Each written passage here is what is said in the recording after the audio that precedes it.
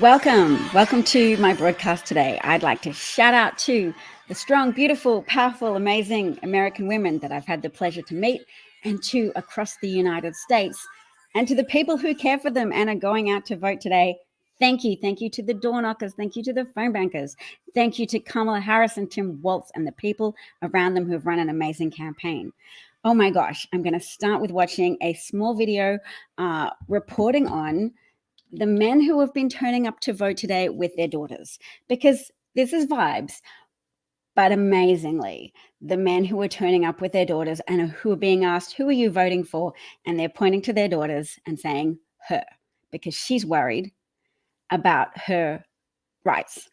And for a lot of people who've never experienced a rollback of legal protections before, it would have been startling, and it would have been maybe enough to cut through the noise and the inertia and the apathy to say this election, like the last 2020 election as well, but we are protecting American democracy, and we are protecting a series of people from being victimized by a political movement that has a rolling target of successive groups that they will strip rights from in order to fuel a movement founded on aggression, picking people to vilify and saying they don't deserve to have things. They don't deserve to have legal protections. They don't deserve to remain in this country, deporting millions of people and fraying the fabric of American society. That's what Trumpism is about. And here today am I, proud to be in the United States, proud to be the granddaughter of Holocaust survivors who's been telling people since 2018 on these broadcasts that fascism has consequences that you don't want for your country. Even if you feel personally safe at any point in time, things go downhill under fascism because it's always adding fuel to the fire. They're always finding new people to harm, because fascism is a strategy of manipulating people, conflating patriotism and nationalism with usually one charismatic con artist leader who offers moral clarity and pie in the sky promises to the kind of people who are willing to believe that, and usually have found good ways of creating a propaganda bubble to that effect, to say, yes, if we can just get rid of the Jews, everything will be peachy. If we can just deport all the Mexicans, all the undocumented migrants, everything will be peachy. Ignoring the contribution and the worth of Jewish people, ignoring the contribution and the worth of migrants, undocumented or otherwise, who have helped build this country, who have helped support America's agricultural industry, who have helped end labor bottlenecks and caused communities to grow and prosper, like Springfield, Ohio, that benefited from the Haitian migrants, most of whom actually were there on temporary protected status legal visas that the Trump administration in many cases issued, and Trump himself spoke of wanting to revoke, because they're not serious when they say they only want to deport undocumented migrants. Fascism expands its targets of people to vilify. And the moral clarity of saying, oh, we just hate these people is not a static offering. It's yet another pie in the sky, but peer beneath the hood, and there's an iceberg of aggression and hatred underneath. So let's listen to a nice story now. But if you want to hear actually a tiny bit more about my background, being a granddaughter of Holocaust survivors, my grandmother was 16 years old when her parents made her say goodbye to them and told her to jump off a hole they'd found in a train because they realized the train wasn't going anywhere good. They'd been forced to board the train. You can imagine where this was. This was under Nazi Germany in Poland during World War II. So my grandmother was able to survive. She was orphaned. She didn't want to leave her parents behind, but she did. And the consequences of that violence, that state-sanctioned violence against a vilified group of people, is ongoing. The harms are still felt by their descendants, including me. Because do you think it's easy to see someone gnawed at all their lives by survivor guilt? No. You don't want to be in a country that closed its eyes and turned its back when it was evident that someone liked the teachings of Hitler, had a book of his collected speeches on their bedside table, according to his first wife's divorce deposition documents. His longest-serving chief of staff, John Kelly, has said Trump repeatedly admired Hitler, and it's self-evident in his own speeches, in the rhetoric he's used against migrants, the dehumanizing language he used to say that America's blood was being poisoned, that migrants were poisoning the blood of this country. Even if he's talking about undocumented migrants, how dare he say that? How dare he deploy Hitlerian style emotional manipulation tactics to get people so amped up, so aggressively set on viewing undocumented migrants as the enemy. They help keep your fruit and vegetables at a price that you can afford. And when you deport or mass incarcerate 11 to 25 million people living and working in the United States, you would all experience harm. And I believe enough people understand that. I believe enough people are turning out to vote today in record numbers, and they're doing it for their country. They're doing it for the stability and prosperity of their country, because 23 Nobel Prize winning economists have warned the American voting public and the American public at large that Trump's proposals would cause huge inflationary pressure and huge deficit pressure as well. They would increase the deficit and cause the price of your goods and services to go up, putting potentially a $4,000 extra tax on what you consume.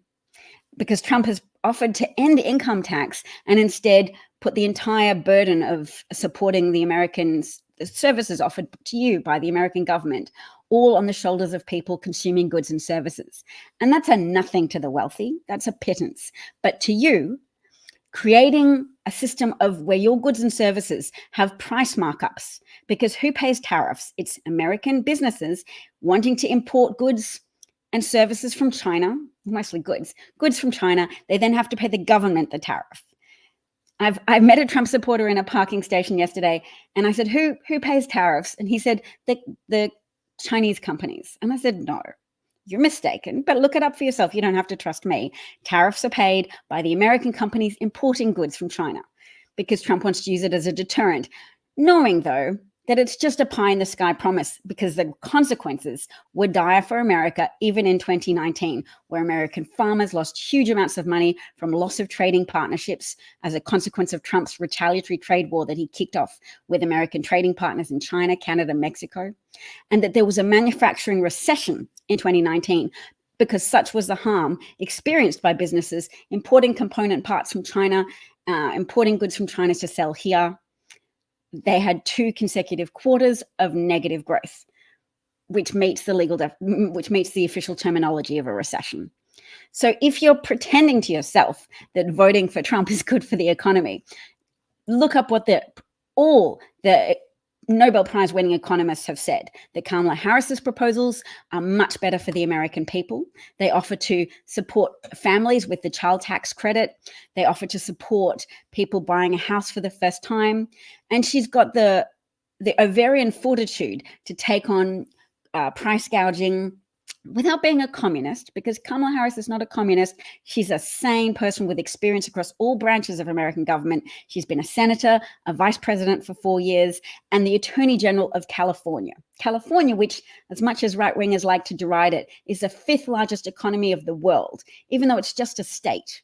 It's just a part of the United States. It's the 5th largest economy of the world, and that's how powerful and productive California is. And Kamala Harris was voted to be the Attorney General of that state.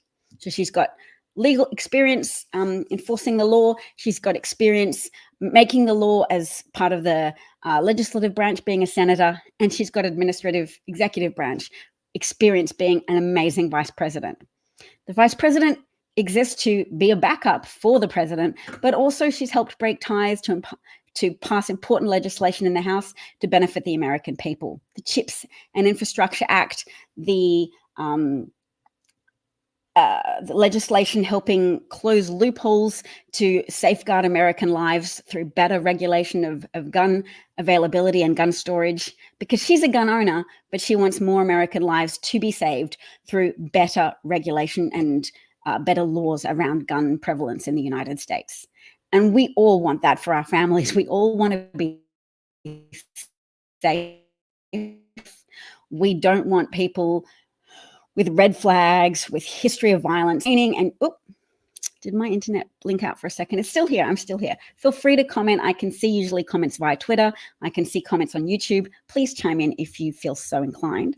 But in the meantime, I'm hitting play on this video, and I'm so excited for today, and I'm so excited for America, standing up to fascism and standing up to the forces of trickery and manipulation that have given so many people a permission structure to be their worst selves. So we're turning the page. We're putting that behind us. Sure, Trump supporters are going to be aggrieved and upset as they see the results roll in. And the results are not going to be smooth. It's going to be a roller coaster of emotions today. But let's hear what people are seeing on the ground with regards to men turning up to vote with their daughters. And let's just touch on very briefly why that's important. Women in states with abortion bans have been experiencing medical complications that then have added legal complications on top. So women, even young women, the Nevaeh Crane, the 18-year-old who died in Texas after being turned away from 2 different emergency departments, and then the 3rd emergency department, the doctor required 2 ultrasounds to be carried out before even commencing treatment for sepsis, which is a form of infection that can be life-threatening. So it wasn't clear to them that Nevaeh would die. They didn't want to commit medical malpractice, but their judgment was impaired by the legal consequences in Texas of a 99-year jail sentence for doctors convicted of ending the life of a fetus. So 2 ultrasounds were commissioned by a doctor to determine if Nevaeh Crane's dying baby was already dead. She wanted to confirm fetal demise. Even though when you have a dying baby, when you're undergoing a miscarriage, the baby's not going to make it. But doctors in Texas have to make sure that unborn baby is dead now before they can commence stabilizing the life of the woman, before they can commence treatment for an infection that can be life-threatening. We'll go back to men saying why they're voting for Kamala Harris today. So found interesting because I've been here for the last several days and I've spoken to a lot of young guys, and there's been a lot of reporting about young men moving to the right, and there's a lot of truth to that. And I found, though, here in the Raleigh area, in Greensboro, and in a bunch of other counties here, young guys who are going to the polls with their sisters, their moms, their girlfriends. And when I would ask them what matters to you, they would literally point to the women in their lives and say, well, she's really worried about abortion rights, and I'm here basically on her behalf. And I thought that was really interesting because it shows us a dynamic and a side of young male voters that I think people haven't really accounted for or talked about as often in this race. And I think there's certainly an interesting energy here in North Carolina. So you're going to see Democrats out in full force, driving people, coordinating with people to support them tomorrow. They think they genuinely have a chance to pull this thing off. And that's good. And they're right to think they genuinely have a chance to pull it off, because nothing's certain in this world, but women wanting and taking it extremely personally that their lives could be at risk, that their legal right to access timely and necessary medical care for a host of pregnancy conditions that can occur that can jeopardize a woman's life or jeopardize her ongoing health. Because you can have atrial fibrillations.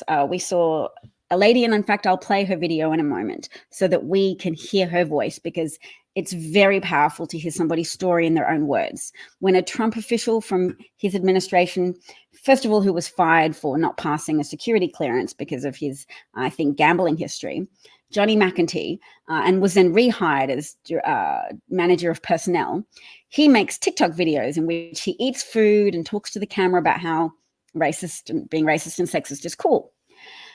Or makes racist and sexist utterances like the 19th Amendment should be repealed so that women shouldn't have the ability to vote anymore.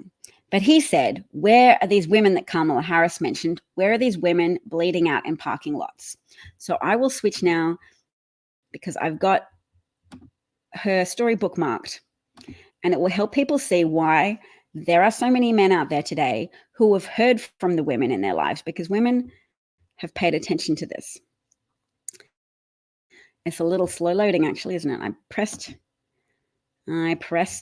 go back too many times. There we go, reproductive freedom. Here's Johnny McEntee, but he's only there for a second and it'll switch out. Can someone track down the women Kamala Harris says are bleeding out in park? Present. I'm right here. I had a 19-day miscarriage in Idaho because of the abortion regulations. I was turned away not from 1 ER, but 2 ERs. Technically 3, because I walked into one and they said they wouldn't help me and I had to walk out. On day 8, I went to the 3rd official ER that I got checked into, and I never did receive a DNC. They gave me 1 dose of pain medicine in 19 days. A DNC is a dilation and curettage. It's a medical procedure that removes remnants of fetal tissue from your uterus, i.e. if you've been pregnant but your baby has died and you've got fetal remnants, or the remnants of the baby that you were growing and that you were anticipating, but you've had a miscarriage. And even if the remaining fetal tissue still has electrical activity that counts as a heartbeat, there are doctors who will turn you away, even without electrical activity being detected. People who will just say pregnant women, in their heads, they've become untouchable. It's a legal minefield, and they don't want to have anything to do with it. If they don't observe that you're actively in the process of dying, they can send you away so that you can bleed some more. And I'll let her continue to recount her story. Because listen to not just the risk to her life, but the suffering that she endured, having a miscarriage for 19 days, instead of a simple medical procedure to just clean out her uterus and make her free of the tissue that was causing an infection in her body. Rather than do this medical procedure, because it is an abortion, it's an abortion or it's related to an abortion if you are emptying the contents of a uterus. And abortion is the medical treatment for a lot of cases, if there's severe preeclampsia, if there's premature rupture of membranes, if there's placenta previa, if there's chorionic I learned this word, chorionic amnios, okay, I've forgotten it, whatever. There's a host of medical conditions. I'm not a medical professional, but I acquainted myself with these terms because clearly there is a fallacy around pregnancy now that some people still cling to, a naturalistic fallacy that says it's natural to have a baby and therefore it's risk neutral to women to be pregnant. Pregnancy. No. Having a wanted pregnancy does not render you immune to risks to your life. It's not only abortions that can cause the end of the life of a baby or the life of a 6-week-old clump of cells that you may wish to be the champion of. You may want to do the kind of performative morality that says you care so much about the innocent, so much about the unborn, but that you care enough about that you would throw into jeopardy the life of sentient women. And I'm sorry for interrupting her story, so I'll go back to it now.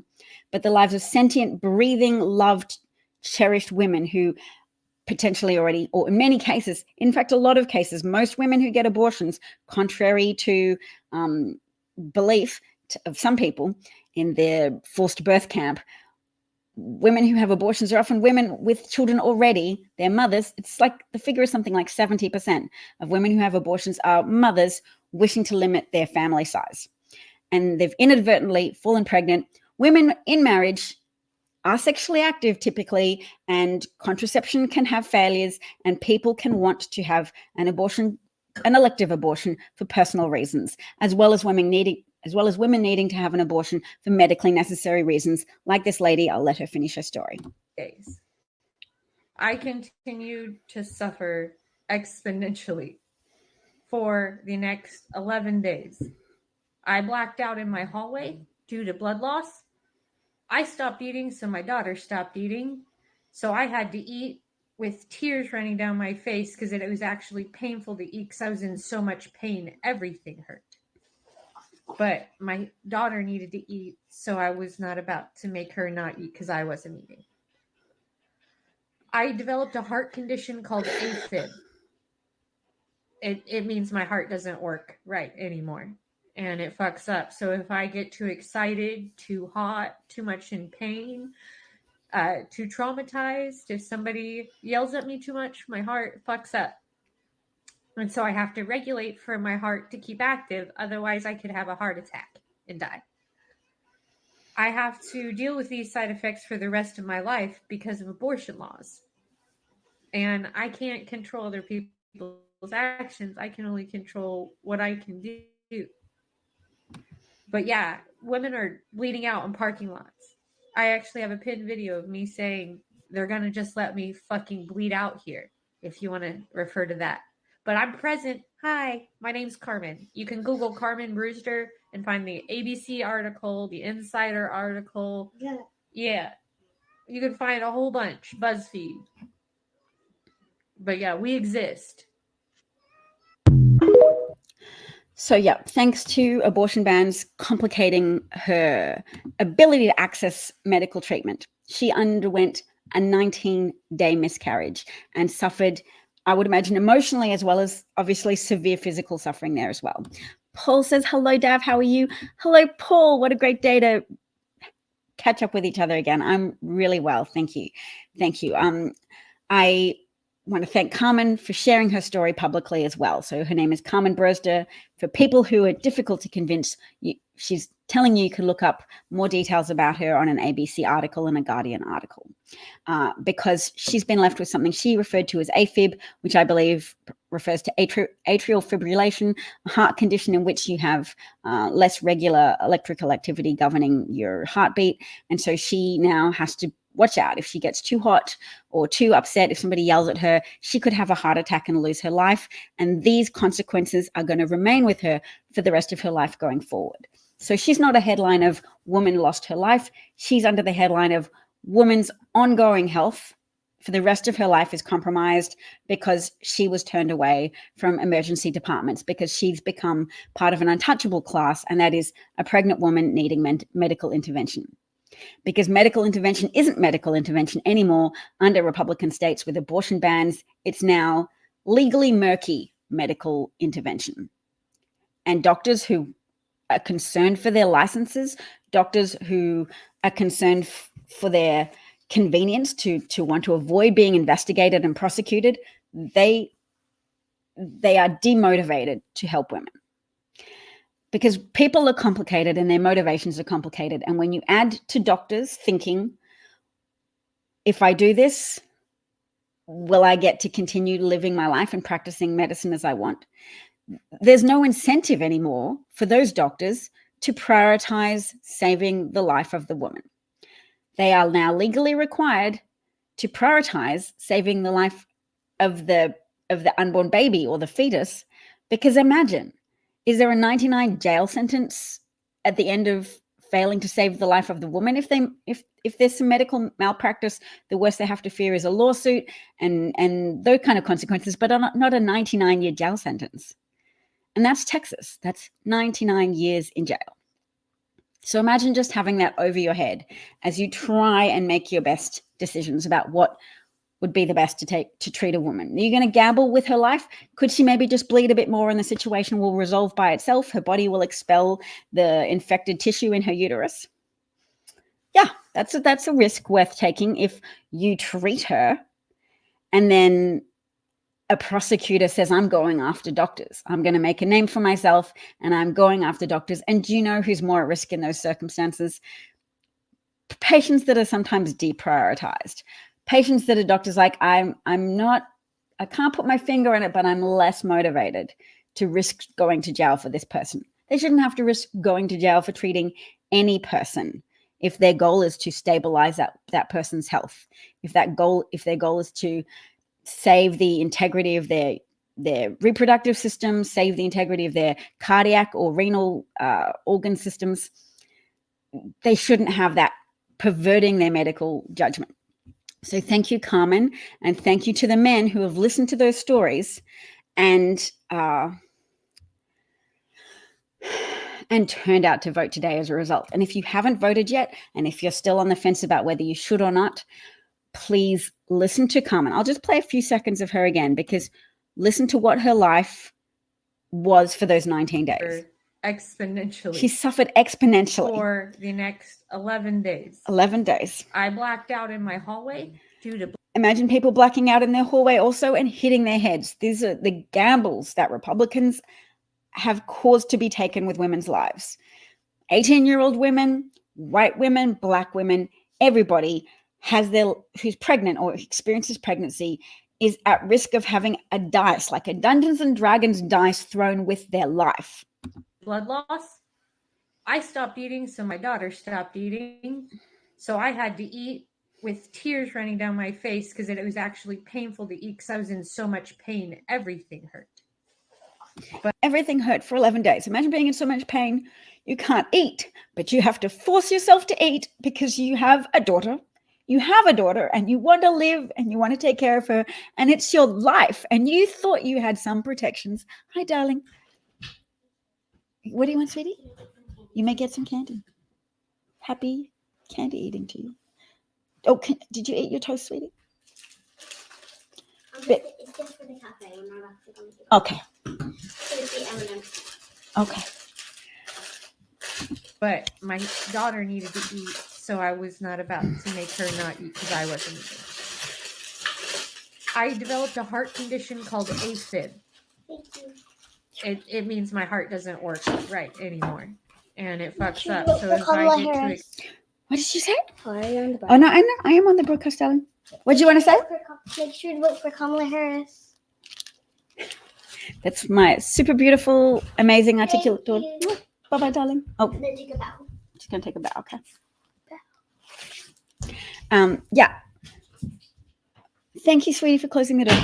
Vote to protect her rights, the rights of your children and your daughters and even your sons, because if your sons have a female partner and they have children and their wife is admitted to hospital but they won't treat her because it's too legally contentious to treat a pregnant woman experiencing complications, many of which are already listed, septic uterus, renal or cardiac conditions that make an abortion necessary. If you take that family's option to choose medical care, life-saving medical care, or just health-preserving medical care, you take their choice away from them, your son could be left as a widower or as a partner with children to take care of, and his partner's life or his partner's intact health has been taken from them as a consequence of Republican legislation.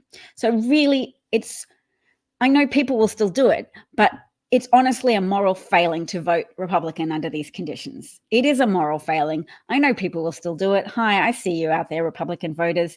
I know that you're operating under a set of convictions that not only do I disagree with, but I actively think it's a moral failing on your part to not seek out more sources of information. So that if you're immune or you're just not looking at, or Fox hasn't shared with you, the audio of John Kelly, Trump's longest serving chief of staff, saying he admires Hitler. He admired him repeatedly in front of me and said that he wanted generals that were as loyal to him as Adolf Hitler's generals were to him. And that John Kelly had to explain history to Donald Trump, that as loyal and as vicious as Adolf Hitler's generals were, many of them were involved in plots to assassinate him because they could see how damaging he was to their country, that they were embarking on military conflicts that were not likely to result in success for the German people. The German people did not enjoy the consequences of fascism, I can tell you. It brought not only mass suffering by instigating military conflicts. Maybe they felt all gung-ho about it, the way Trump supporters cheer on his trade wars when he was in office and cheer on the idea of future trade wars. They're like, look how powerful and how strong he is. The trade wars harmed American farmers, and hopefully enough American farmers have heard out the people in their community to say, he didn't really make it better. He caused us harm by messing up our trading partnerships. We could not sell our soybeans. We could not sell our corn. We could not sell our agricultural produce to China anymore. And then he threw some taxpayer-funded bailout money at us, $28 billion worth of it. But it didn't fix the loss of ongoing trading partnerships that he caused with his posturing, with his performative strength and actual weakness. Because Trump is a weak leader, a weak businessman. He was weak when a crisis hit American shores. He thought only of himself. He prioritized his desire to kiss up to the president of China, President Xi, to say, hey, I'm getting a little bit of bad press over here. There's a manufacturing recession, if you haven't heard. Maybe some of my tariffs have had some unintended consequences. And what I'd really like to do is just sign a new trade deal and create some new headlines. I'm really good at manipulating the press. Have you noticed? President Xi, I'm so good at it. I'm the best. I'm the golden boy, whatever. He wanted to get that deal signed, and it was signed. When was it signed? January 2020. Was there anything else going on there at that time that was maybe should have made the relationship with China a little more wary? Should Donald Trump have been saying, China, I'm hearing this propaganda that you've got everything under containment that's all good about COVID. And China's like, yeah, we're so strong. Look at us. We've got all this performative strength. It's real. The virus is contained. And a sane, logical, good public servant would have been saying, I'm suspicious. I don't want to, let me take out my pandemic handbook. Let me talk to my CDC staff that are stationed in China. Oh, wait, what? Trump got rid of those CDC personnel stationed in China to have on the ground information about any signs of a pandemic? Oh, who took them out of China? Trump. Okay, so no, they're gone. And their handbook for tips and tricks on how to deal with a pandemic left over from the Obama administration that had experienced Ebola. Oh, that's gone. Trump threw that in the trash. The Trump administration threw it in the trash. Okay, and Trump's prioritizing getting a trade deal signed with China just to get some headlines that are more favorable to him, to have Trump signs trade deal crowd out any headlines that say manufacturing recession under Trump in 2019. So I'm going to share the headline from 2019, October. I often do it. Where's my thing? Nope. There we go. All right, this is a headline from October 11th, 2019. I like to share it with people who need to see the evidence, and that's fair. Trust but verify. Manufacturing industry is now officially in recession despite Trump's vow to boost industry. Have you seen it before? You probably haven't. These headlines that were beginning to circulate in 2016 were soon crowded out by stories about a virus that caused significant disruption, and Trump exacerbated that disruption through his murderously negligent actions. And researchers have calculated that Trump's behavior, his failure to launch a federal strategy and a federal response to a pandemic, caused the loss of approximately 700,000 American lives. That's just a number, but to families, whether or not they understand Trump's degree of responsibility for that, those were people with families, with loved ones. Those were people who were needed. Those were people who were cared for. And they didn't have to die, but Donald Trump mismanaged a pandemic, and he sent testing kits, early stage testing kits, Abbott machines that could test for the presence of COVID-19 that could have helped contain the virus and have just people isolated for the disease instead of having to lock down lots of places. It could have been contained. America's a country with huge resources. It's an amazing country, a productive, inventive, problem-solving country, and Trump curtailed that ability to engage with the problem. And he did it on purpose. And if you look at the Vanity Fair article saying, poof, how a national testing strategy went poof, you can see that Jared Kushner was the head of a task force set to think of the parameters of such a strategy and how would it work and to organize it. And they shut it down. They had a program that they were ready to present to the president. Jared Kushner's team was shut down because it was thought to be more politically expedient to let the virus play out and to only have a state-by-state response instead of a national response, so that they could blame blue state governors. So they could point fingers at Andrew Cuomo, whatever, the coastal states where the virus was hitting hardest because it has the most international traffic, because the coastal states are tourist destinations and you get visitors from overseas, and the virus was spreading around the world through international travel. And so it didn't stay put. A pandemic does not stay put to where it starts. It would spread and infect the Rust states, the Bible Belt states, the Midwestern states. It was a pandemic without a functional leader. And Donald Trump was able to avoid significant political consequence for that, although he did lose the 2020 election. I think enough people twigged to Trump does not know what he's doing. He talks out of both sides of his mouth. He said the virus would be gone by April. The warmer weather would knock it out. He made a bunch of promises that were easy to say, oh, that's bullshit. He made a bunch of promises looking at the camera to the American people, and his propaganda technique was overpowered by reality. So Trump is able to say lies and repeat them over and over again to try and create an emotional response for people to be afraid for their lives from MS-13 gang members, etc. He overplays crime related to people from a foreign origin, even though statistics will show you crime is not limited to people from elsewhere. That's what Hitler did with the Jews. He published newsletters going, look at this person who's committed a crime and is Jewish.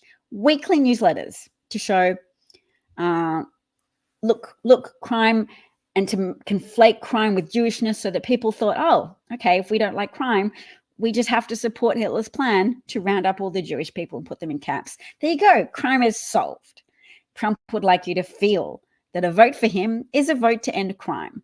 And that false localization of crime to a group of vilified minority group, to heap further vilification on that group, when Fox News has already prepared a bunch of people to just think, yeah, they're the bad ones. If we can just get rid of them, our country will be so great. They're stealing from us. They're not stealing from you. Undocumented migrants collectively are adding billions to your economy. They literally pay tax through ITINs, which are individual taxation identification numbers. You can apply for them and receive them if you're not eligible for a social security number. I could have got one myself, but I didn't, because I ended up getting a social security number because I have the kind of visa that allows for that. Yay me.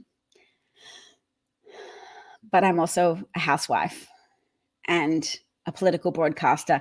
And this is what I do. And this is where my energy leads me to go, because this is critical for the survival of the United States as a functional democracy. I like functional democracies. They're better. And my heart goes out to people who've lost family members from violence, whether that violence be from people born in the United States or people who've migrated to the United States.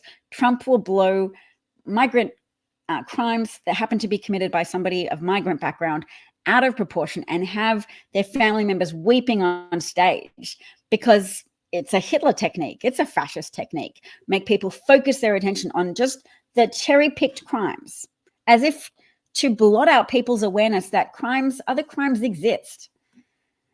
America has a high homicide rate, and it's linked to under-regulation of guns.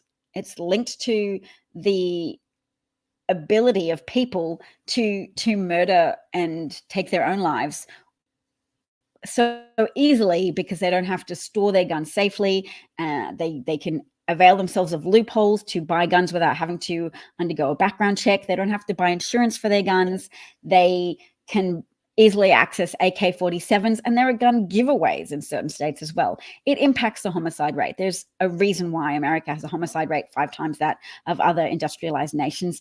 And it's because people who don't care about families and communities, who care more about donations from the NRA, who care more about posturing as performatively strong, but in actuality are weak, scared, full of baseless bravado people who don't care whose lives they endanger, and they don't care about locking up their guns properly so that their children can't access them accidentally. They don't care about the children whose lives are stolen too early, that gun facilitated violence is the leading cause of death now for children in America. They don't care about that. No. But that's all right, because today let's look at some more details about people turning out, and then maybe I'll also get off the internet and let people have a break to do their own thing. If you haven't gone out to vote, today is the day. Get in line, stay in line, understand that the outcome for today is related to the strength of your conviction that you need to vote, the strength of your understanding that democracy is on the line, that today is the day we do this. Let's have a look. Oh, share different screen. I'll show you what I'm sharing.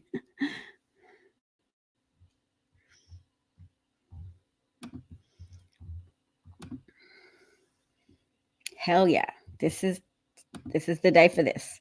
I'm just going to leave this GIF on the screen for a while. If you don't understand that Trump's generals have made the effort to speak out against him, that his Secretary of Defense, Mark Esper, that his former Chief of Staff, John Kelly, that the former person he appointed to be Joint Chiefs of Staff, Mark Milley, that Mark Milley, after Trump lost the election, had to patriotically bestir himself to stop Trump from starting a war with Iran. I can bring that up as well, actually. If you didn't already know, that Mark Milley has spoken to a journalist to say that Trump wanted to start a war after he lost the election. The people who were like, Trump was so peaceful. He definitely wanted credit for being peaceful. He definitely wanted to get a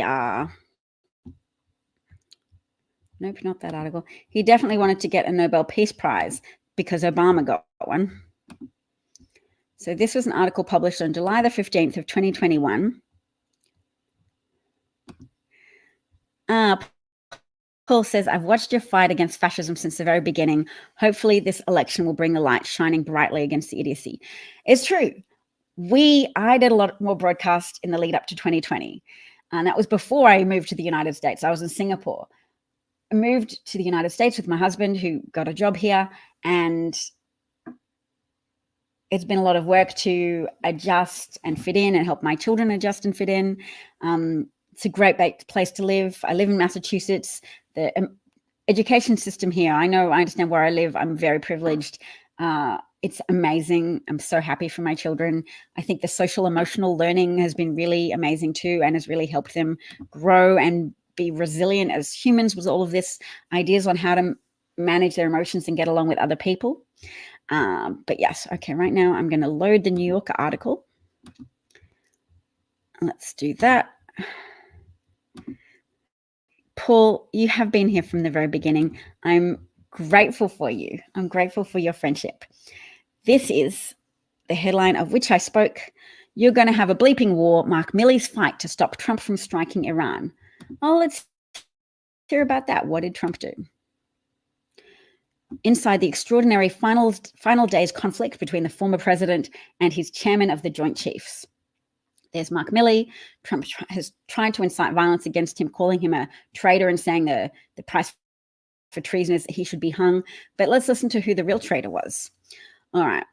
The chairman secretly for the past several months, Milley had been engaged in an alarmed effort to ensure that Trump did not embark on a military conflict with Iran as part of his quixotic campaign to overturn the results of the 2020 election and remain in power. The chairman secretly feared that Trump would insist on launching a strike against Iranian interests that could set off a full-blown war. Now, why would Trump want to do that? Does anybody remember that when Trump was on Twitter and Obama was in office, and Trump would frequently tweet things like, oh, Obama's poll ratings are so dire right now. They're so terrible. He's going to start a war with Iran, mark my words. Betraying Trump's thinking that if you're unpopular or if you're facing negative electoral outcomes, you should start a war with Iran. So I'm so grateful to the Nobel Prize committee that gave Obama a Nobel Peace Prize to help Trump put aside his ideas of using militarism as a way of advancing popularity to the side for at least long enough that he only was trying to engage in this tactic towards the end of his term when he had already lost the election. And he's like, okay, let's pull out all the stops. Let's start a war with Iran in order to generate some kind of rally around the flag effect that will make people just want to let me stay in power, disregard the results of the election. So the chairman secretly feared that Trump would insist on launching a strike on Iranian interests that could set off a full-blown war. There were two, I scrolled down too quickly. Nope, here we go. There were two nightmare scenarios Milley told associates for the period after the November 3rd election, which resulted in Trump's defeat, but not his concession. One was that Trump would try to use the military on the streets of America to prevent the peaceful, legitimate transfer of power. The other was an external crisis involving Iran. It was not public at the time, but Milley believed that the nation had come close, very close, to conflict with the Islamic Republic. This dangerous post-election period, Milley said, was all because of Trump's Hitler-like embrace of the big lie that the election had been stolen from him. Milley feared that it was Trump's Reichstag moment in which, like Adolf Hitler in 1933, he would manufacture a crisis in order to swoop in and rescue the nation from it. To prevent such an outcome, thank you, Milley, for working to prevent such an outcome. To prevent such an outcome, Milley had, since late in 2020, been having morning phone meetings at 8 a.m. on most days with the White House Chief of Staff, Mark Meadows, and the Secretary of State, Mike Pompeo, in the hopes of getting the country safely through to Joe Biden's inauguration.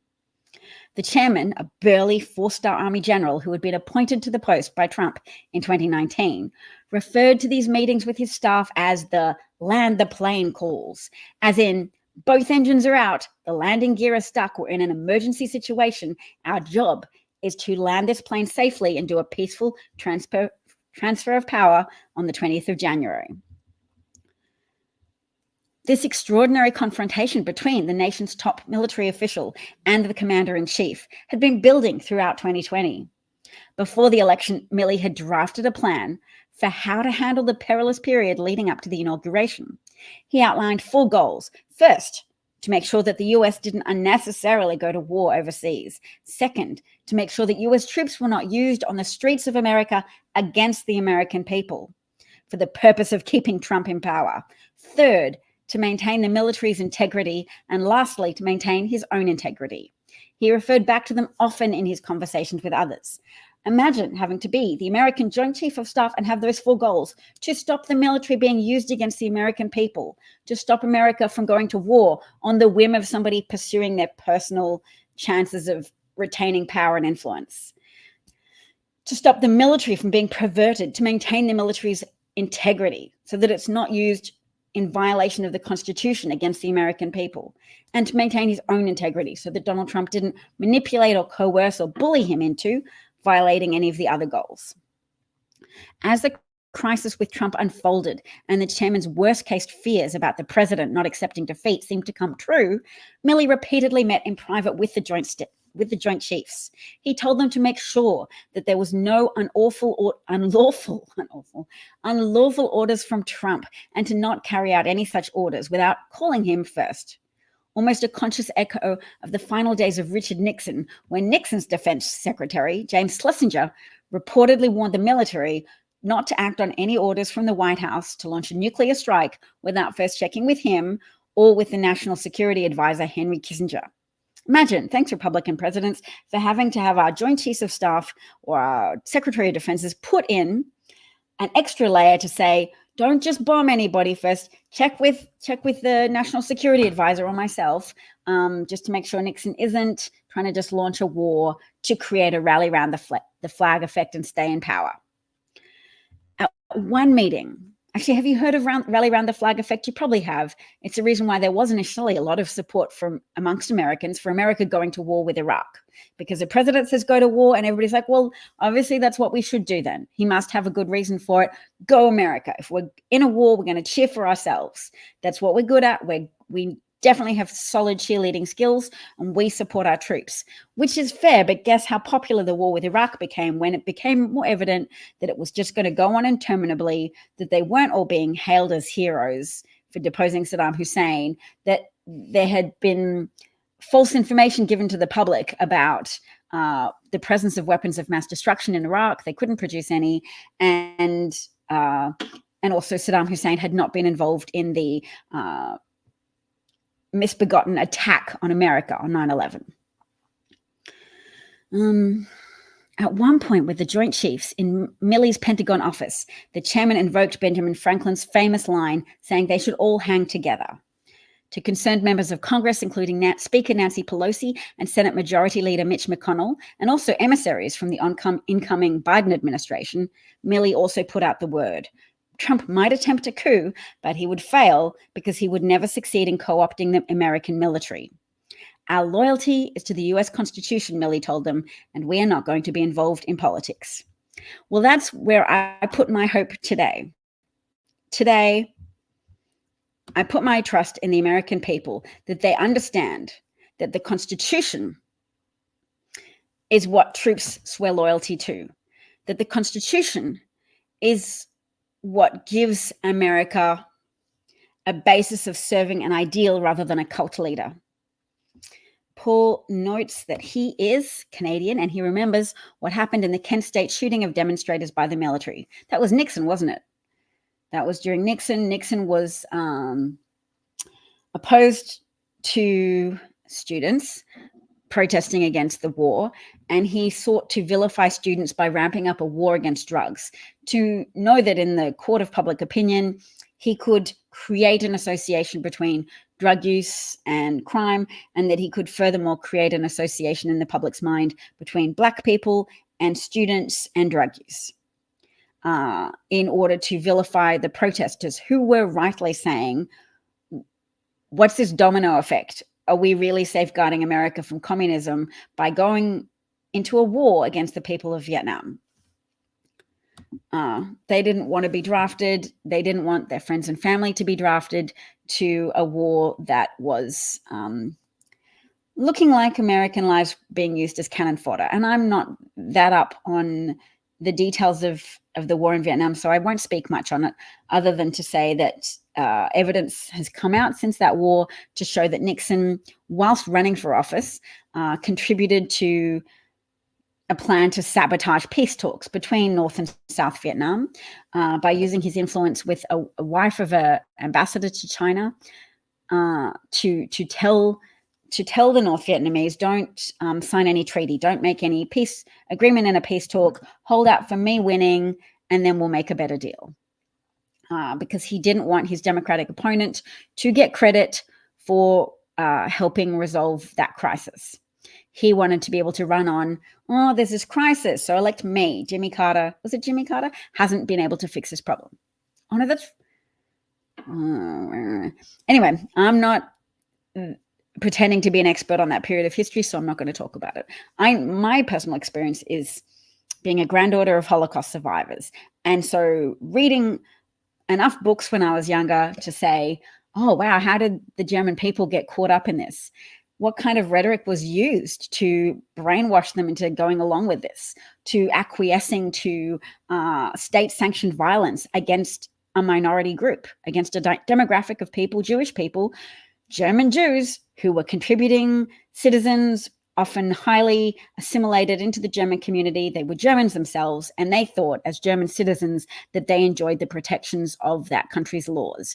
And Hitler rewrote the laws, and Nazi officials visited the United States to gather details on how the Jim Crow laws operated in the South, how they were able to determine what percentage of African-American descent would qualify you for not being allowed to use the white water fountains, having to use the black water fountains. They wanted to understand how you could legislate a system in which some members of a society, some residents of a society and citizens of that society could be legislated against effectively. So you could write laws that say people with this amount of blood in their system from this origin, they can't own a business, they can't own property. So it's very disconcerting to read about how Nazi officials visited the United States on a fact-finding mission to try and take from how Jim Crow laws were written and deployed against Black Americans in order to be able to write and deploy similar laws against Jewish people, which they then escalated into camps with the motto created in steel letters, Albrecht macht frei, work makes free, to try and say, yeah, the Jewish people just need to redeem themselves. We're going to put them in these camps and they're going to work for Germany to pay back the debt they owe Germany for, being communist, stabbing us in the back, blah, blah, blah. The stabbing in the back myth, the Dolches Legende, it's a German word meaning stab in the back myth, was created because the German citizens were so surprised when they lost World War I, because the German media had been such a powerful cheerleader for the German military efforts, and they hadn't disclosed to the German public when battles were lost or military losses were incurred. So it then came as more of a psychological shock, a psychic breakdown when Germany lost, because the people hadn't been given cause to expect that. What? We lost? How did that even happen?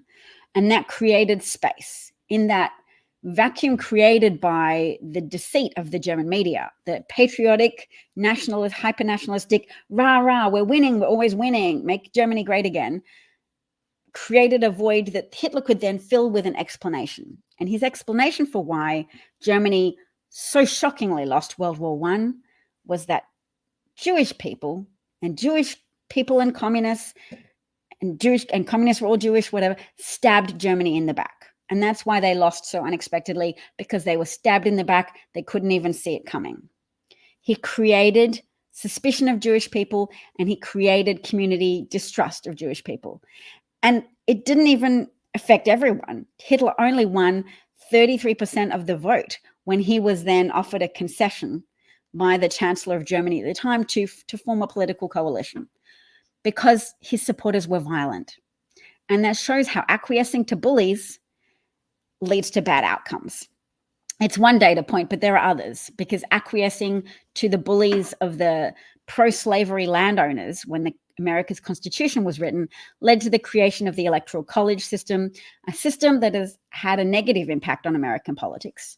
I support American democracy, but instead of having a popular vote system, you have an Electoral College system that is out of balance because it gives undue weight to the voting power of rural white conservatives who have either literally inherited the generational wealth that was built on the profitability of slavery, or they've just inherited the outlook, because lots of people in the South were psychologically brainwashed to believe that slavery benefited them as well. I mean, it didn't. It depressed wages, but poor white people were told, go fight for the South, because it's our rights, states' rights, etc. We're going to have our own special states constitution that confirms for all eternity that white people are superior and black people should therefore be exploited and ruled over by white people. And they were able to use propaganda effectively enough to get poor, non-slave owning white people to take up arms and attack their fellow countrymen from the North in the cause of upholding states' breakaway constitutions that upheld slavery and upheld the divine right of white Americans to own black Americans, to take their children from them, to rip apart their families, to not pay them for labor, and to abuse them and exploit them. And that the Electoral College system was devised to reassure slave owners, powerful property-owning slave owners, that, or enslavers is a better term, powerful land-owning enslavers, to say, you can have a thumb on the scale of American elections. Maybe there's more people in the North, but if we just assign a number of electors to each state, your states can just disproportionately get a little more. It'll make you have more power overall, because it's a winner-takes-all situation in each state, and that will, so even if there are some people in your state who don't approve of slavery, but a majority of you are on board with it, and you can exercise more power, you can help determine who wins the presidency more with your vote. You will disproportionately impact the American political landscape with your vote. That's what the Electoral College system is for. It's to help the little states versus the big states. No, it's to help the little states that have a lower proportion of voters, but a higher proportion of people once you include the number of slaves in the count of the population. And for every 3 out of every 5 enslaved people, you count that in the population tally. The enslaved people can't vote. They can't keep their family intact. They can't get paid for their labor.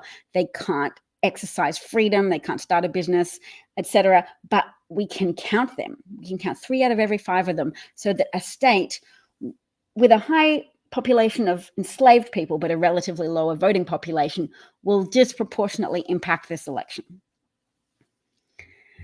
All right, let's go back to Twitter.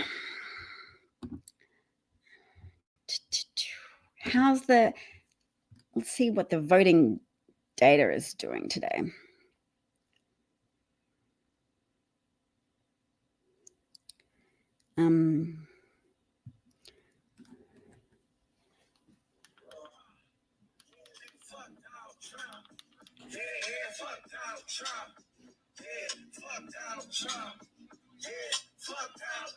I'm just looking at a video that has someone saying, me rolling up today to my polling station.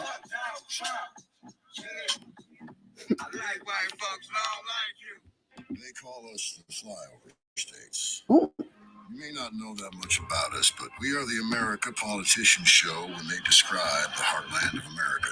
Our churches, our farms, our main streets. We feed this nation, serve it in war and peace. We are America. Which is why, in this election, we're at a crossroads, with our conservative traditions at odds with today's Republican Party and their MAGA agenda.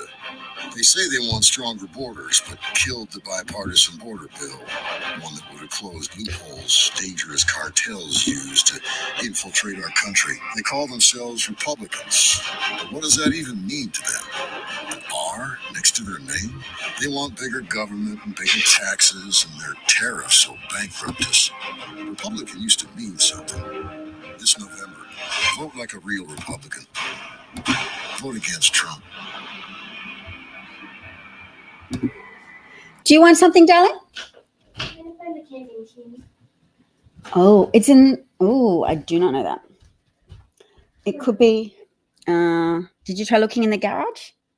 Actually, no, because Jamie took it out of the garage. Sorry, I'm on a broadcaster. Okay. The background is blurry, so they can't see you unless you come right up to my shoulder. So you're not on the broadcast. Don't worry. Okay. Don't. Oh, you want to come up, Mike? I'll show you what it looks like. If you come right up here, then you can see you. But if you're further back than that, then you're just blurry. Ooh, 84 people watching. That's cool. Hey. Bye. Oh. Where am I? Bookmarks. Okay, let's have a look. Could you close the door, sweetie pie? Yeah. Oh, yeah. Okay. Swan Marcus says he's cautiously optimistic about Georgia. Why is he cautiously optimistic about Georgia? Turnout looks crazy in Metro Atlanta, given how high turnout already was due to early voting. If there are hundreds of thousands of more votes split between Fulton, Cobb, DeKalb, Clayton, etc., where is Trump supposed to scrounge up votes to counter? So the Trump voters are probably the ones that still are on his side, and it's probably still a fairly high percentage of Trump supporters because propaganda keeps people's... Of course you can go outside. Do you want to put on your Crocs? Yeah, do that. Okay.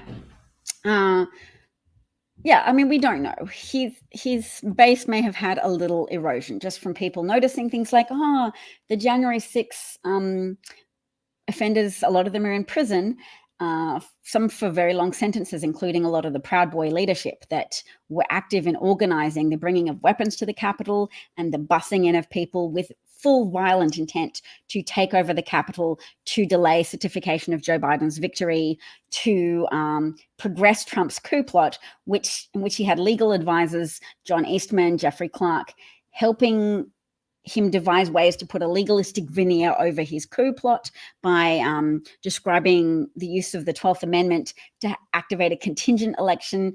I usually have my pocket copy of the Constitution around so I can read the 12th Amendment to people. Anyway, it says whoever gets the majority of votes shall be the president. If no candidate have the majority, then one delegate from each state in the House of Representatives shall choose the president. And because Republicans have 28 states that are majority Republican in the legislature, they would have had 26 Republican votes versus 24 Democratic delegates to choose Trump in a contingent election scenario. That's what they were trying to activate in 2020, if you hadn't already heard about it. And no doubt they will try the same thing again in 2024, but at least now people have more warning about it. All right, so what's Swan saying? He says he keeps going back to basic electoral math. Trump has a very stagnant coalition because it's all about reactionary rural politics.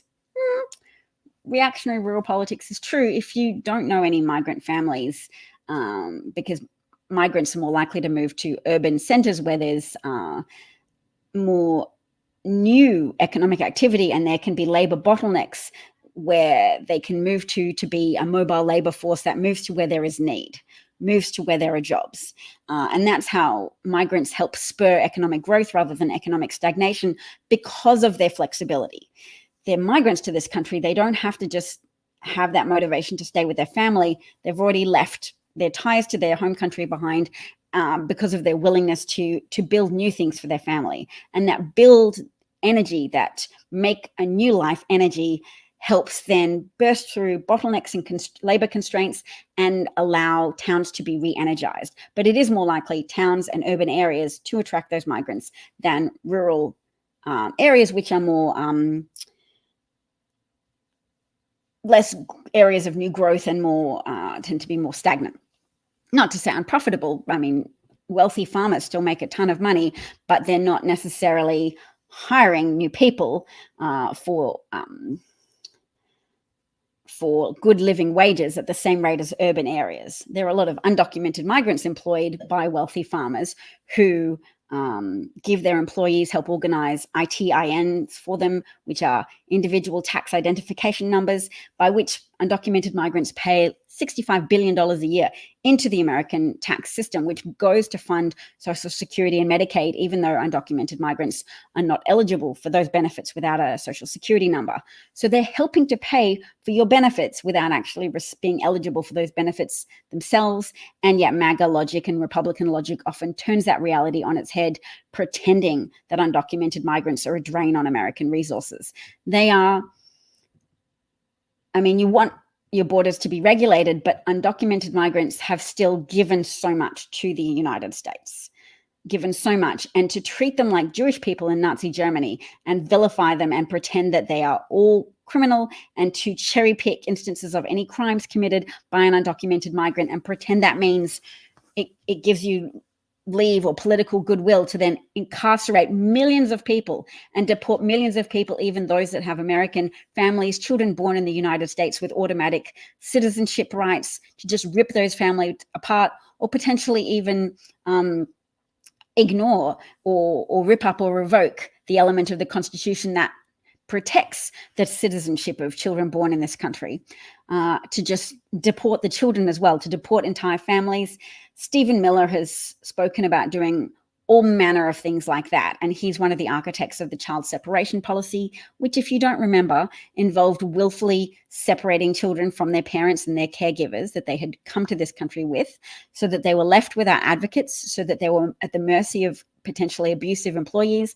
And lots of children did put forward claims of being emotionally and, trigger warning, abused in other ways. Oh, it's so awful. Okay. That was when Trump was in office, and he's not in office now. And the Biden-Harris administration created a task force to help reunite the children. They haven't all been reunited with their families, but many of them have. The task force was needed because the Trump administration didn't have the decency to keep records either of where they were sending the children and who they were separating from who. And some of those children were too young to speak.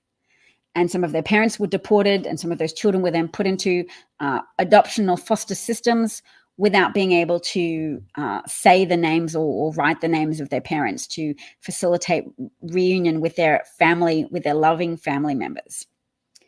And that was such a vicious thing to do, and is an example of fascism, and is an example of why it is a huge moral stain to ignore all of that and vote Republican, even for literally any office, because they've all enabled Donald Trump. Only the people who've been expelled from the Republican Party for their country over party stances, Liz Cheney, Adam Kinzinger, only they are the true decent Republicans remaining. Everybody else in the Republican Party has willfully turned a blind eye to the moral atrocities committed by Trump in office, the child separation policy and the willful mismanagement of a pandemic that led to the loss of hundreds of thousands of American lives. It's a moral atrocity that too many are turning their eyes from and choosing to be amnesiac about. He willfully mismanaged the pandemic, in part to advance his coup efforts, to have all the COVID-conscious Biden voters then choosing to vote by mail, so that he would disproportionately experience Trump voters voting in person on the day of the election, and then be able to have those votes counted first, the in-person votes, because Republicans that were co-conspirators with Trump had organized to push legislation through that would guarantee that the mail-in votes were counted second, after the in-person votes had been counted and reported on first, so that it would have the mirage effect of Trump winning early, and he would declare victory and try and then use that declaration to convince his followers that he won, and any subsequent counting of votes was fraudulent and part of an effort to steal the election from him. So that abuse of the trust of Trump supporters, but also that willful mismanagement of COVID for that reason, so that his supporters wouldn't be COVID conscious, wouldn't take precautions, would be comfortable with voting in person on the day, would just take that risk on board because the risk had been minimized to them by Trump on purpose, and that Biden voters would be disproportionately likely to vote by mail to reduce their chances of getting infected while standing in line, and that Trump would then use that to declare victory at 2 a.m. in the morning and say, it's all done, shut the election down, it should all be over in one day anyway. So whatever the result is now, that's just what it is. Don't count any more votes.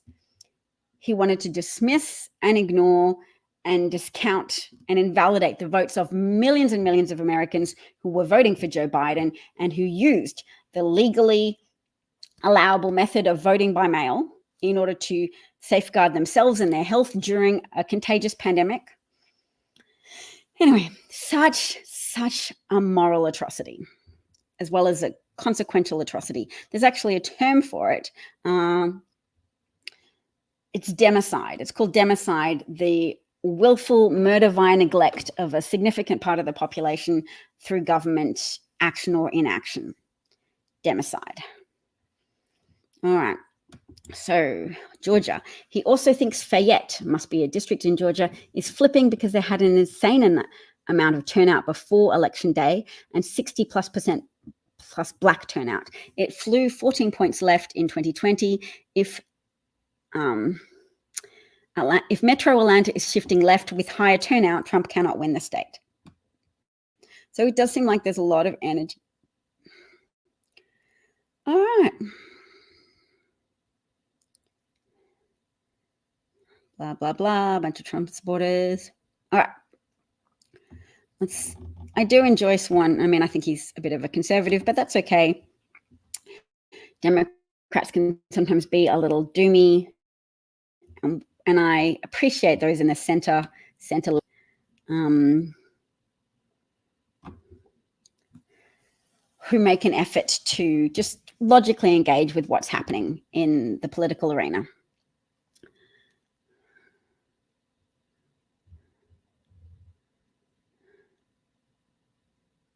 Oh, wow.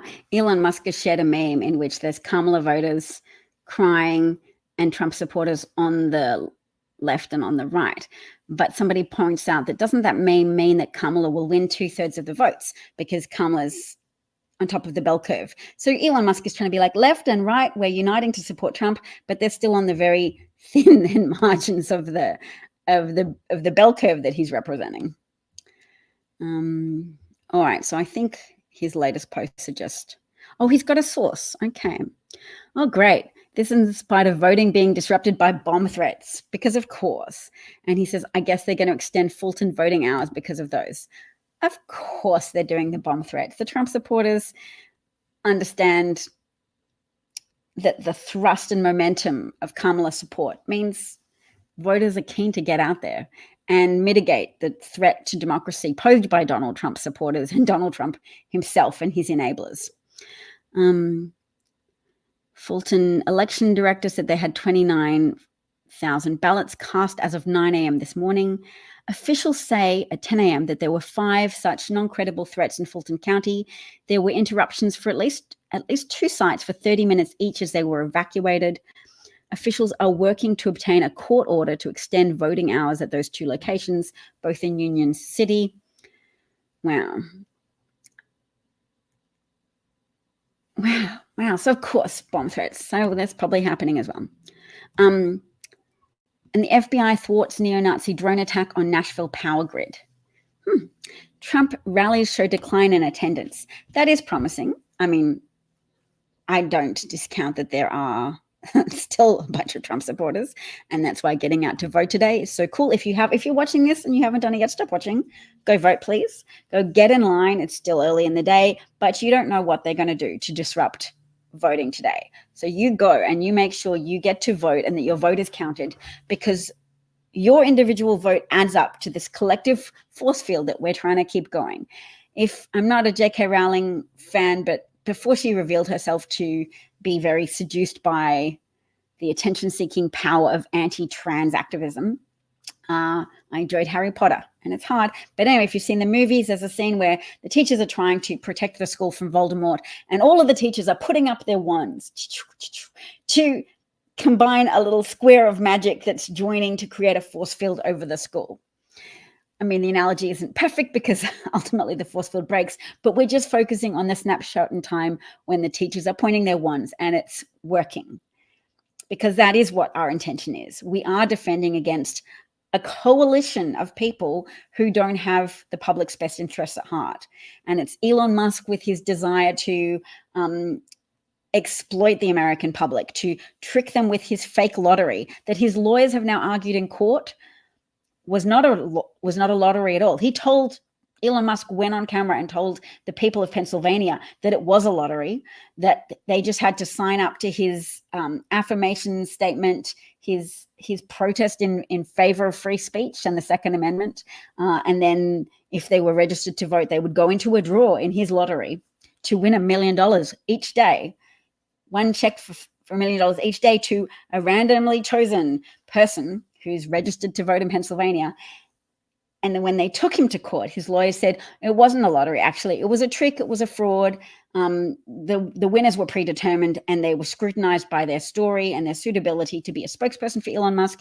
So the $1 million isn't a lottery. It's not really a lottery. The $1 million was payment to be a spokesperson for Elon Musk, and the winners were pre-chosen based on their suitability, as determined by Elon Musk co-conspirators in a fraudulent lottery. So not only is the lottery a fraud, people who enter it don't have a valid chance of winning because the winners have been pre-selected, but also tricking them for the purpose of getting them to register to vote and to feel sympathetic to Elon Musk's choice of candidate, which of course is the Machiavellian, increasingly disinhibited, mass murdering Donald Trump. It's not hyperbole to call him mass murdering because of what he did to the American people during COVID and because of what he intends to do to migrants. Because look, as the grandchild of Holocaust survivors, I can tell you that mass incarceration of people in camps and then trying to mass deport them out of the country is a way to kill literally hundreds of thousands of people, if not millions. Because when you do slapdash movements to villainize and expel people, people get killed. And the state-sanctioned violence of, if you're willing to rip people out of their lives, to put them on trains to go to camps, you find yourself also willing to rip them from this earth.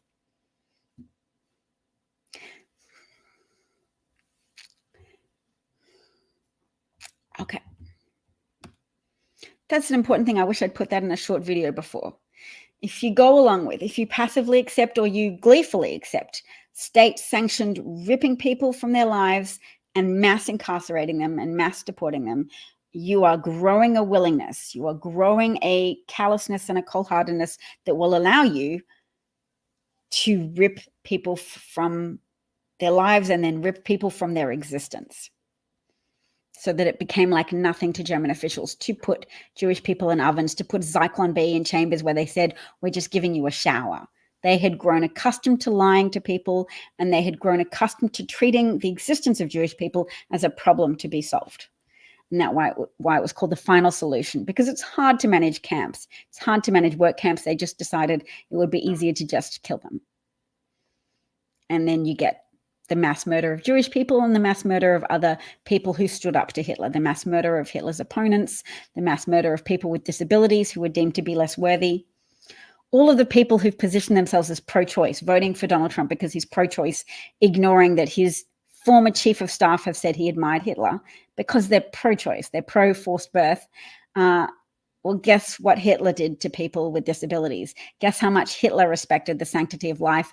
And that's who Donald Trump is seeking to emulate. Someone who lies about how patriotic he is, somebody who lies about how competent and clever and what a good leader he is, and delivers outcomes of mass murder. mass murder of people with disabilities, mass murder of people who oppose him, mass murder of vilified minority groups. Whether it be Jews, whether it be people of brown skin from Latino countries, and people from Puerto Rico and other people of Latino background did have the opportunity to hear that wake-up call of how they are perceived by the Trump campaign at their most self-indulgent rally at Madison Square Garden, that they vetted, that they heard the speech of, that they approved and pre-entered on a teleprompter a comedian's roast in which he described Puerto Rico, the entire island, as a floating island of garbage in the ocean. And it's harder to hide from that, isn't it? When he's not just joking about a stereotype about people, he is describing your whole entire homeland, your beautiful, diverse, I haven't visited Puerto Rico, but I've seen people from there be so emotional and so loving of their homeland. But the Trump comedian, the vetted, chosen, pre-engaged with comedian, said that Puerto Rico was a floating island of trash, and they heard that. A lot of people heard that. It was on the WhatsApp groups. It was like, oh, this is actually how they truly feel towards us and about us. It ripped off the veil of deceit for them for enough time to at least move those who spoke to pollsters towards Kamala Harris by approximately 9 points, because that's just a function of people hearing the truth about the Trump campaign and the intentions of the people around Trump. They don't mind that you will be the collateral damage of a mass effort to round up people who have migrated to the United States. Even if you're a citizen, you might lose your life in the chaos of a mass roundup program. And this is a video now of Trump's rally beginning, but here again, all of you patriotic, look at the empty seats. God-fearing American men and women in support of our president. Seats at the top of those dark blue rectangles. And, What an honor it is to address look at all those empty seats. Day before we make the most consequential, to be here again. So it has made the news now. Trump has been drawing smaller crowds than normal, with many leaving while he's still speaking. Today in Raleigh, North Carolina, there were well over 1,000 empty seats and no line to get in. In Reading, Pennsylvania, the arena appeared about half full just before Trump was scheduled to begin. And so that might be why Trump is increasingly looking stressed and more bronzed as well, because his makeup artists have sometimes anonymously spoken to the media to say the more stressed he is, the more bronzer he applies. It makes intuitive sense. He thinks it makes him look more handsome and thin and things like that. And when he's feeling more insecure, he needs to apply more makeup. CNN on yet another Trump rally with low turnout.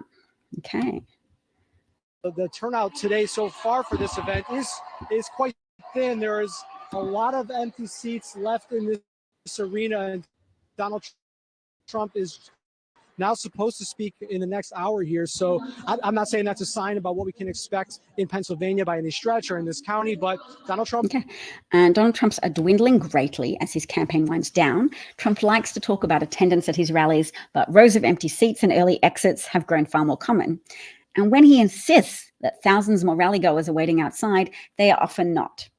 And I think that's very important too, just for people who are at his rallies, to hear him lie, look into the camera and lie and say there are no empty seats here, there are huge lines of people waiting to get in. He's lying to the camera, but for the people themselves, it becomes more undeniably clear that he is a liar who is barefaced about his lies. He will lie in a way that is verifiably untrue in front of his followers because he doesn't care anymore. He cares about trying to get a message out to anyone receptive enough and gullible enough to still believe his nonsense. His clear departures from reality. And that is one of the strategies of fascism, to untether people from reality, to make them bond so much with the identity of the fascist. I am you, I am your retribution, I'm here for you, I am your Jesus on a cross. All the lies that Trump supporters tell themselves and that he contributes to telling them. All the mutually reinforcing cycles of deceit and self-deception, they're evident at the Trump rallies. But when he lies in a way that's so visually able to be contradicted, when he's saying to camera at his rallies, there are no empty seats here, and there are so many empty seats, how do you think the people feel who are sitting there? Do you think it reaffirms their commitment to vote for somebody who's such a blatant, such a bold-faced liar. I don't know. I have the hope that it will a little bit, at least, erode the voting commitment of some of those voters. And I've got no data to tell me that that's the case, but I do know that there are some Republican voters who are crossing over because that's often anecdotally reported. And the very results of the primary election, where between 10 and 27, like up as high as nearly 30% of those extra attention-paying, high-information primary voters who were registered to the Republican Party or just voting in those primary elections, because some states have closed primaries where you have to be a registered Republican to vote. But even in some of those states, the percentage of voters for Nikki Haley was showing that there is a strong subset of Republican registered voters who are so anti-Trump that they cast a protest vote for Nikki Haley, even when it was months since she had withdrawn from the primary race to be the Republican candidate for the presidency. So those Haley voters, some of them can talk themselves into voting for Trump, but if they were that committed to showing their aversion to Trump by voting for Nikki Haley, even when Nikki Haley was not in the race and hadn't been for months, that highlights to me a strength of revulsion, as there should be, because January the 26th was televised and people in Trump merchandise, Trump beanies, carrying Trump flags, they viciously attacked the Capitol. And sure, Tucker Carlson will lie to you about, oh, it was peaceful and tourist, and they're not showing you the peaceful parts. Sure, there were parts where they marched and peacefully marched, and then there were parts where people went to the Capitol and hit police officers with hockey sticks, with crutches, with flagpoles, with chemical weapons, like spraying them in the face with bear spray and anti-wasp spray, things to get in your lungs and your eyes to cause you injuries. They were injuring police officers, 4 of whom took their own lives in the days and weeks after the assault on the Capitol. Such was the harm caused to their psyche from having their fellow Americans attack them and tell them, get a job, we hate you, you're on the wrong side, you're weak. All sorts of insults were lobbed by the screaming pro-Trump mob that was incited to attack the Capitol by Donald Trump in advancement of Trump's plot to regain power that he'd lost by losing the election. More from NBC News. The upper deck at Trump's latest rally in Pittsburgh is curtained off, slicing the capacity significantly from the roughly 18,000 seats available at PPG Paints Arena. So estimated then that Trump would speak to 10 to 12,000 supporters, not able to fill the 19,000 capacity venue in Pittsburgh. Good. His supposed crowd has hit a hard wall. Just look at rally, empty seats everywhere, a delay to start and no line outside. The energy's gone, his voice is worn, and the usual hype, this campaign's running on fumes. Nice. That means you've still got to get out and vote. Oh yeah, look at all those seats. See, there's still people there. There's still Trump voters there. You can't count them as down and out. You've got to vote today. You've got to be part of today. Imagine, and I've heard this is called it's like some type of mirage. It's a post-election mirage. People who voted for a losing candidate will not admit that sometimes, and they'll pretend they voted for the winning candidate. It's a corrective effect of called adjust their reality. They want to be associated and affiliated with a winner. So there are people who vote for Trump today and not admit it once he loses. You don't want to be one of those people. You want to be able to be honest with yourself, with your relatives, with your colleagues. Vote for Kamala Harris, do the right thing today, and then be able to sit back and say, I was part of that winning coalition that helped safeguard American interests, that helped safeguard the American economy, that helped safeguard the interests of Europe. Because if you vote for a Putin pal, you're helping to destroy the country of Ukraine and embolden Putin to attack other contiguous nations that have the misfortune of being alongside the Russian border. Because Trump will help Putin destroy Ukraine. And the Americans have been helping a bit. I think they'll be emboldened to do more for Ukraine once this election's won, because they're constrained slightly by the power of the anti-Ukrainian propaganda that the Republicans have been pushing in the media. So if we defeat Trump today, if we defeat Trumpism and Republicans so powerfully today, if we repudiate them at all levels of government that you can vote for today, then you are endorsing a free Europe. You are voting against someone who wants to help the Hitler of Russia, which is Putin. Hitler was also like, my claims to these other countries are legitimate. I'm not taking anything that's not ours already. The German people want to be heard. There's Germans living in Poland. They want to be part of Germany. There's Germans living in Czechoslovakia. They want to be reunited with the motherland or the fatherland, whatever they called it. Probably fatherland. Fascism tends to be very patriarchal in tone. Well, hey, hooray for men, but hooray for the men who are supporting women's rights today. Hooray for the men with the presence of mind to avoid the propaganda, to look at what the economists have said about Trump's inflation proposals, to look at the history of what Trump did in office, namely cause a manufacturing recession, to look at what Trump did in his personal life before entering the political arena, which is fail to pay subcontractors over and over again, because he increased his profit margins by not paying people he had commissioned to do work for him so that he drove them out of business, which is really illustrative of his character, that he will congratulate himself on his profit margins that he has accrued at your expense.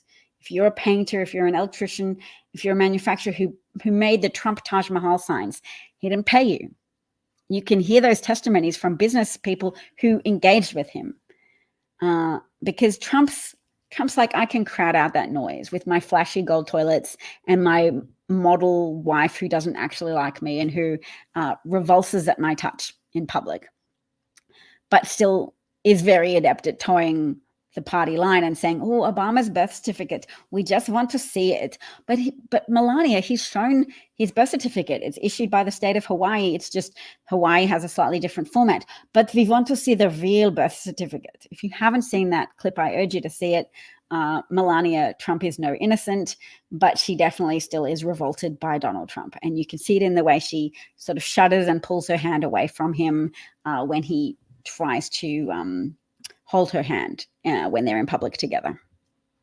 I'm going to keep that Trump thing up for a little bit and then just, because the empty seats is cheerful, do accept that Trumpism as a dying or subsiding movement is important, because the Capitol really does need to be protected from an outpouring of violence. There was violence at the state capitals on January the 6th. There was definitely a big violent event at the Capitol on January the 6th, all part of advancing Trump's plot. But the lives of those police officers, the wives of the men who took their own lives after their involvement protecting the Capitol, protecting American democracy from Trump and his followers on that day. What's her name? Erin, the lady who spoke so eloquently about how she fought to get her husband's death recognized as an active duty related death, that he received a brain injury, that people threw a pole at him, that he was harmed and physically harmed and emotionally and mentally harmed by what they did to him. And that when he took his life in the subsequent days, that was related to his service protecting the United States, his service as a police officer, protecting the Capitol, protecting the lives of Congress members, because they wouldn't have hesitated to kill not only Nancy Pelosi from the Democratic side of politics, but also Trump's slavishly loyal Vice President Mike Pence, who was slavishly loyal until Donald Trump said to him, please break the law for me and refuse to certify the election. Please betray the Constitution and reject your ceremonial duty to bang a gavel and help the procedure move forwards. You must instead obstruct the proceedings, refuse to certify the election so that I can then have my lawyers ask for a contingent election and for 24 Republican delegates, one from each Republican-dominated state, to vote versus 24 state delegates from the Democratic side, and therefore overthrow the results of American democracy. And once you've overthrown one election, you've overthrown them all. If you've gotten into power illicitly through a perversion of the Constitution, you are not stepping down. You are not having, in 4 years, we'll have another election. It'll be all, I can run again. You are now the king of the United States. If Trump had succeeded, he would be the despot leader. He could then have managed elections or pretend elections, whatever he wanted. If you've overturned the results of a democratic election, you are now an unelected tyrant leader of that country. So January the 6th wasn't like a isolated little event that if it had succeeded would just mean that that election didn't work out quite how we wanted it with a free and fair election and the results being restricted. No, your whole system of democracy would have been overthrown had Trump's coup succeeded. And I'm going to leave it there. Thanks for listening today. I might come back and broadcast some more, but take care of yourselves. Please go vote. Please take your friends. Please don't forget to text the young people you know who may not feel young people traditionally don't have the turnout rate of older people. They don't necessarily feel as compelled to do their civic duty. They don't necessarily have the same feeling of a weight of history on their shoulders that they have to protect this democracy, which we've learned is fragile. It's fragile and subject to the depredations of a con artist, manipulator, propagandist extraordinaire, benefited by and beholden to the tyrant Vladimir Putin, the militaristic, murderous tyrant Vladimir Putin, and various other tyrants in Saudi Arabia, etc. Even Egypt probably bribed Donald Trump with $10 million. We'll talk about that more next time. I'll say goodbye. See you later.